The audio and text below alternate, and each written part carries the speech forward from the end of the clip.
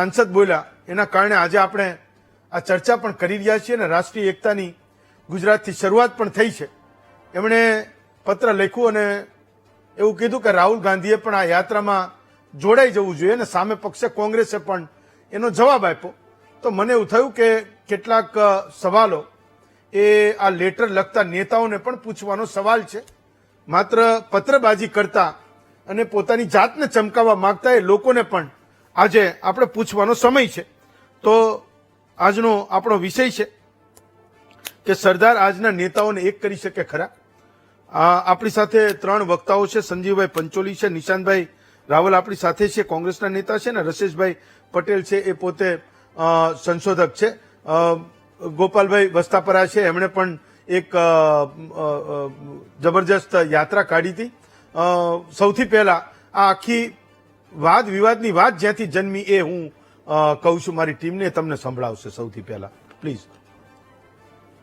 જે એકતા યાત્રાની આજથી જે ફ્લેગ ઓફ થવાનું છે, આ રાષ્ટ્રીય એકતા યાત્રા કે જેમાં 150 સ્થાયી પદયાત્રીઓ પણ જોડાવાના છે અને સાથે સાથે સર્વ સમાજના સર્વ સંસ્થાઓના આગેવાનો પણ આમાં જોડાવાના છે. ઘણા રાજ્યના મુખ્યમંત્રીશ્રીઓ, મંત્રીશ્રીઓ, સાંસદ, ધારાસભ્ય તમામ લોકો જોડાવાના છે. ત્યારે અમને સૌ સાંસદોને સરકાર તરફથી પણ આમંત્રણ આપવામાં આવ્યું છે.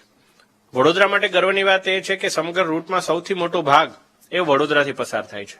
ત્યારે વડોદરાના સાંસદ તરીકે લોકસભાના મારા સાથી વિપક્ષના નેતા અને કોંગ્રેસના આગેવાન શ્રી રાહુલભાઈ ગાંધીને મેં આ પત્ર લખ્યો છે કે આપ પણ આવો. એમણે આમ તો ઘણી બધી રાજકીય પદયાત્રાઓ કરી છે. ચૂંટણી આવે, પદયાત્રા કરે ને પછી થાઈલેન્ડ જતા રહે છે. પરંતુ પદયાત્રામાં તેઓ ચાલે છે, પણ એમની પદયાત્રા ચૂંટણી સમયે નથી ચાલતી. તેઓ પોતે ચાલી નહીં શકતા.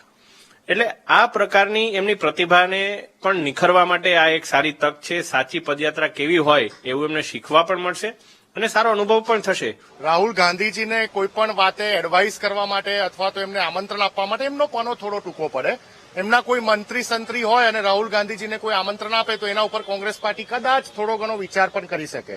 પરંતુ વડોદરા શહેરની કમનસીબી કે વડોદરા શહેરને આયાતી સાંસદ જેવી રીતે મળ્યા. હેમાંગભાઈ જોશી રાજકારણમાં કદાચ હજી હમણાં થોડાક વર્ષોથી આવ્યા હશે, એક કાર્યકર્તા તરીકે ભૂમિકા ભજવતા હતા. વડોદરા શહેરની જીઓગ્રાફીથી એ વ્યાજબી નથી.